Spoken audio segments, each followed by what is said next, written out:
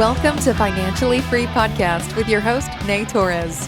One of the reasons Nay could retire when he was 25 years old is because he was coached by the best. And now, through this podcast, so can you. Welcome to the show. Today I'm talking to Mariusz Skonieczny. Did I pronounce that correctly? Yeah, close.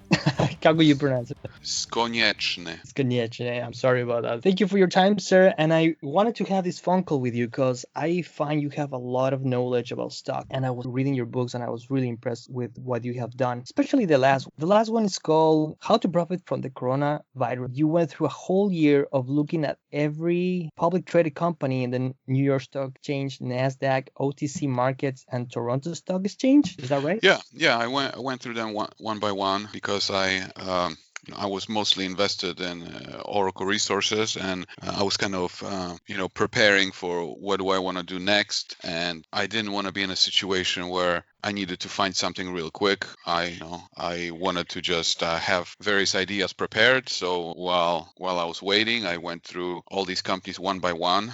You can't possibly go very detailed through every single one, but you can look at every single one, spend a few minutes on them, and see if you're even remotely interested. And out of that list, which I think was thousands of companies, out of that list, I narrowed it down to maybe like 250 companies, and out of that, I narrowed it down 50. And when coronavirus hit, my girlfriend was like, well, you went through all this work. Why don't you write a book? And at first I was like, I don't want to write another book. Not now. But then after thinking about it for 2 hours, I was like, no, she's right. Let me write a book. So literally within 5 days, I wrote the whole book. But, obviously I already had the ideas in my head, but I wanted to do it really fast because the markets were declining really fast, and I felt like about to turn. And so I wrote it very fast. I had it edited and got it out, and almost perfection when it comes to hitting the bottom.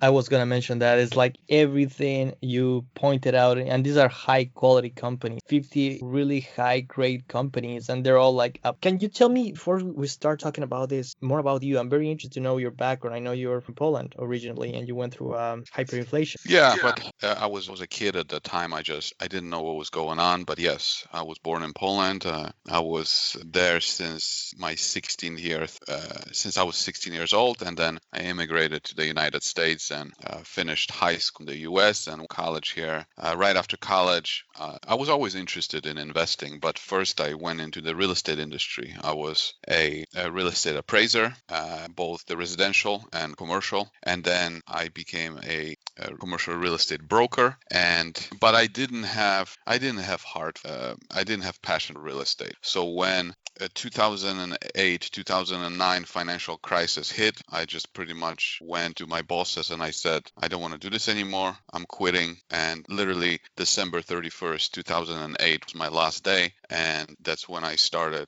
Classic Value Investors. And ever since then, I'm pretty much a full-time stock market investor. How do you come up to value investing? The name? No, the whole ideology. Oh, value investors? Yeah. Well, I would say people invest in stocks different ways. Some people speculate short term. Some people like to use technical analysis. Some people like to do options, and it's all fine. For me personally, it just none of these other styles suit my personality. Value investing, independent thinking, contrarian thinking, it's just something that comes natural to me.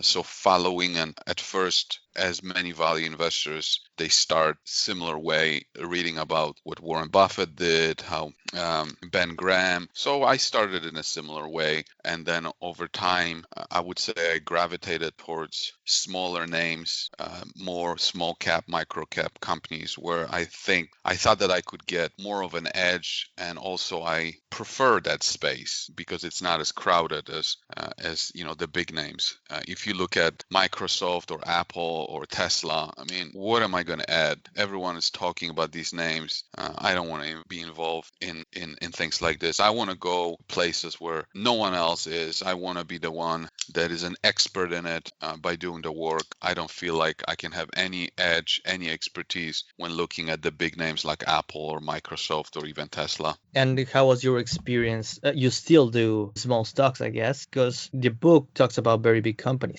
Yes, the book talks about the very big companies. companies because I wanted the 50 ideas in the book to be I wanted everyone to benefit from it. So if you are more of a risk averse, then you would tend to gravitate towards more of the big names. If you wanted to be more income oriented, I included some dividend paying stocks. And if you wanted to be more adventurous, then gravitate towards the smaller names. But as you know, you went through it, pretty much anyone interested in investing would find at least 5-10 companies very interesting out of the 50. Yeah, for sure. I was thinking like I'm gonna put this if I had it physically, I will put it for when the market crashes or something really bad happens in the markets. That will be like the first book I go to look like, oh, these are good companies that probably at a discount now. So I will start checking them out. At the end, That's the idea. That's the yeah, idea. I think that if you have a list of companies that you already are familiar with, you have some kind of watch list, just the best. For me, the best thing is keep checking on them every month or every 2 months, see what's going on. And then when something happens, you don't have to scramble. You already know. You can just study it up for an hour or so just to catch up and you're ready to go. I wanted to ask you about the process of going through all the stocks. How do you do it? Because that's what I call the price to pay. You pay the price. You go through all the stocks and check them out. That took you a whole year, right? Yes.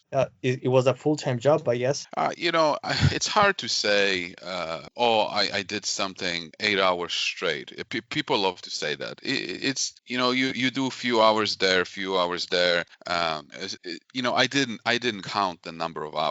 It was just an ongoing process. I did a little bit every day. Some days I did more, some days I did less. But yeah, overall, I just went many different companies, and out of that, it was so easy to select so many different investment opportunities. Mm-hmm. And reading your book at the end, I find this jewel called Oracle Resource. Can you explain me a little bit how you came across this? What's the thesis behind it? Well, I'm not sure if you're aware of it, but this week I made I just saw a video. a video series about Oracle, and this is a perfect example of. You see, I used to write a newsletter years ago, and I followed a different company, and Oracle did a transaction with that company that I followed, and that's how Oracle came on my screen. And I studied the company. That was 2014, and I wrote about it in the newsletter, but I didn't invest in it at that point because I had money in other places, and it was good, something to write about, but it wasn't something that very much excited me at that point. But because Oracle and this other company shared the same office, I would every month or so check up on Oracle, and I would call them and say, hey, how is this other company doing? Did you hear anything? So that was my scuttlebutt on this other company. And while you're talking about this other company, you also get to know Oracle, right? Because it's hard not to talk about Oracle when you're calling them. So over time, I became very aware of some of the things that were happening within Oracle. And at one point in 2017, I noticed that the CEO of Oracle was just cleaning up all the shares. And that really caught my interest. I started doing some research, and I discovered that Oracle was in a legal battle over a huge porphyry copper deposit called Santa Tomas. And the more I studied Santa Tomas as an asset, I mean, my jaw dropped, because Oracle at that time had a market cap of about $3 million, and it didn't take me long to realize that Santa Tomas could be worth 300, 500, or even $1 billion. And I just told myself, oh my God, this is 100-bagger, and no one knows about it. So that's how I learned about it, and then I formed it with several phone calls that yes, the company was getting involved. There was a lot of information already available on the internet about the legal process, and I started buying shares. I bought a lot of shares, and I continue to hold them. I bought them about August 2017. I continue to hold them. It's my largest position. It's my biggest conviction, and I will continue holding it until the buyout. Interesting. So, long story short, somebody gets into a legal problem. Oracle comes and says, we'll help you fight this legal problem with our resources. And 20 years later, after 20 years of legal problems, they actually get confirmation that the title is yours and coronavirus hits, right?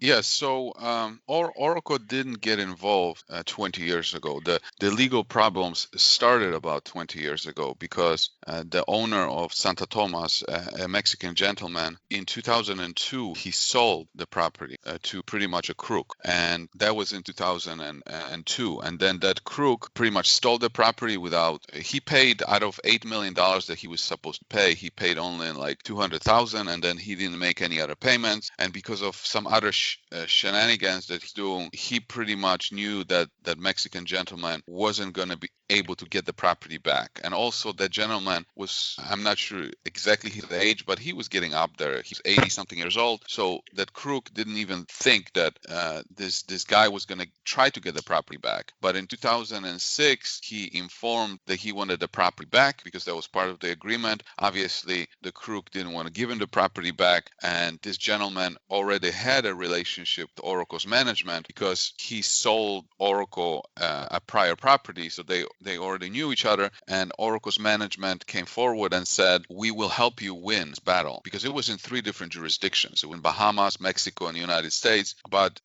in return for helping win the property back, we will earn 50% interest in the property. And so the lawsuit, I would say, lasted about 10 years or so, and then Oracle was victorious. But then even after they won the legal battle, there was issues concerning to the title, and that another 3 years. And all of this got completely 100% resolved. I think it was January 2020, and literally weeks after this thing gets resolved, the whole coronavirus hits and puts pretty much everything on hold. They only have to confirm deposits, right? Well, when you look at exploration company in general, I don't get involved in exploration because it's very high risk, and I'm a value investor, so I want to have some kind of idea of value. And with exploration companies, the way it works is someone says, oh, here we have very interesting piece of property. Please give us some money and we will drill with the hope of finding something. Well, with Oracle, it's completely different. The property has been already drilled with 90 holes historically, and we already know the results of those holes. We already know how big it is. But during the time that this whole legal mess, which really started in 2002, so we're talking 20 years, during that time, there was no work done on the property because they were busy fighting each other. And during the same time, sometime, I don't remember exact date, late 90s, there was this Bre-X scandal, and it was a company that pretty much faked the exploration results to make their stock more valuable, and the stock went up a lot, but then it crashed and lose a lot of money. So because of this scandal, a new regulation was put in place called 43101, and as a result of this regulation, Oracle's results are historical. So we have this deposit, but it's historical, and in order to bring it up to date, Oracle has to confirm the historical results, and it has to update the technical so they are compliant to 101. And only at that point you can expect to get a serious and full price offer for the property. So that's really where we are. We won the legal battle, or I should say Oracle won the legal battle. The deposit is huge. The deposit is very valuable. Otherwise, they would be fighting in court for 15 years if they didn't think it was valuable. And now the next step is to raise some money, put some holes in the ground, confirm the resources, and attract a buyer for the property. I've noticed they have 2 ticker symbols. They're the same company. One is an OTC market, and the other one is. It's the same shares. Because the company is headquartered in Canada, it trades on TSX Venture, and OTC market is a quotation system where brokers can take those same shares and sell them to U.S. investors who don't have access to the TSX Venture. But it's the same shares. They are just one shares trade in Canadian dollars and the US shares trade in US dollar. I understand. Very good. Changing the subject now, is there anything else you would like to mention about this episode right here? No, just if you are interested in looking at Oracle, I would suggest watch my video series about the company and the property, and then of course do your own research, confirm everything. Don't believe in anything I say until you confirm everything, and then make your own decisions. Thank you very much. I'll do. Where can people find you, by the way? Well, I have a website, classicvalueinvestors.com, and then I have a channel. You go to my website, you can just easily find it, and then I'm on Twitter. That's pretty much the three platforms that I use the most. Well, thank you so much. I'm definitely following you, and I'm reading all your books. And again, thank you for your time. Yep, thank you. Did you learn something today? How can you apply your insights? What's next for you? The fastest way to make things happen is to just share this podcast episode with more people that may find it valuable too. Talk about it with them and surround yourself with like-minded people. Hope you found this valuable. Don't forget to subscribe. See you next time.